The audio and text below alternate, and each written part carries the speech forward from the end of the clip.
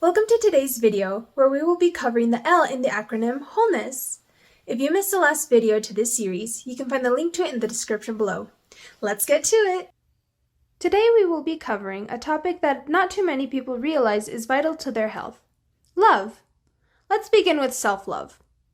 An unfortunate statistic shows that 1 in 3 people struggle with self-acceptance and self-value. This is a horrifying statistic. 60.2% of women in the US report that they have negative thoughts about themselves daily. 1/3 to 1/2 of teenagers struggle with low self-esteem. But why are these numbers so huge?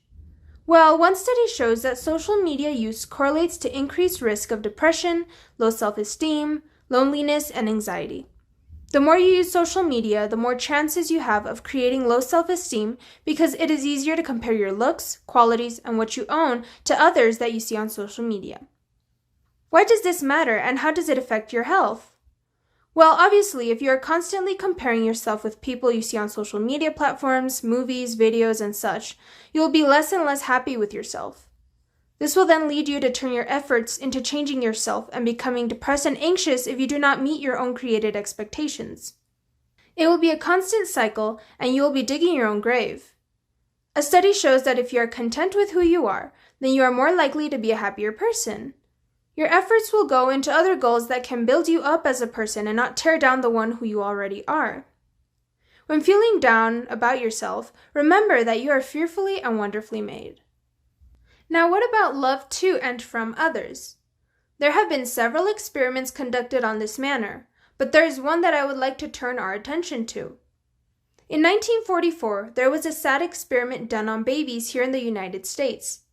I would like to read this quote about the experiment done.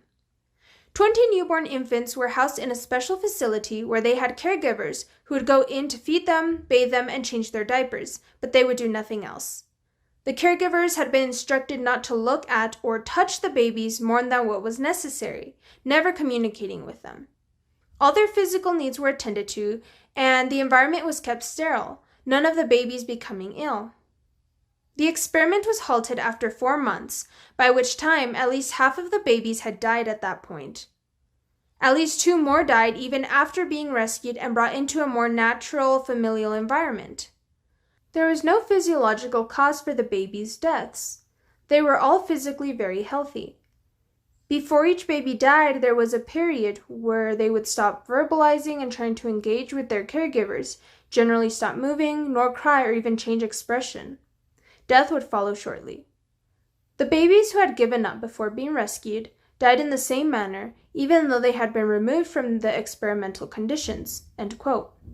These are tragic results. This just goes to show how important physical touch is in humans.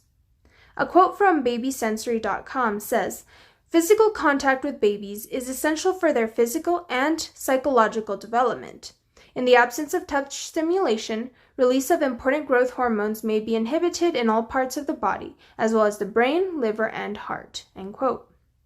Physical touch is not only needed for babies, but for adults too. You may or may not have heard this before, but it is indeed true that a person needs 8 hugs a day to stay mentally stable and 12 a day to achieve psychological growth. Giving and receiving physical affection is not the only way to stay healthy, but evidence from studies show that doing good to others by helping them in different ways actually reduces stress, improves mood, as well as self-esteem and happiness. No wonder the Bible tells us to do good unto others. Finally, we are going to talk about a last type of love, and this is love towards God. Several studies, which will be linked below, have shown that actively religious people tend to be happier than non-religious people. They tend to have less stress, be more civically engaged, and tend to have an all-around better attitude towards life. Why? Well, because we have a God that we can count on to help us through all the troubles of this life. In a world where everything seems to be turning dim, there is a light that we can look to. "When you pass through the waters, I will be with you, and through the rivers they shall not overflow you.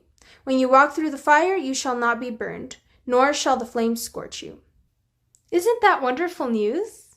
So we can conclude that love to self, love to others, and love to God are all huge factors that can affect our health either for better or for worse. Let's make it a point to not only care for ourselves, but be a light in the lives of other people as well, so we can all live happy and healthy lives. We love because He first loved us. 1 John 4:19. Thank you so much for watching, and we will see you in the next wholeness video, where we will be covering the E, which stands for environment. God bless!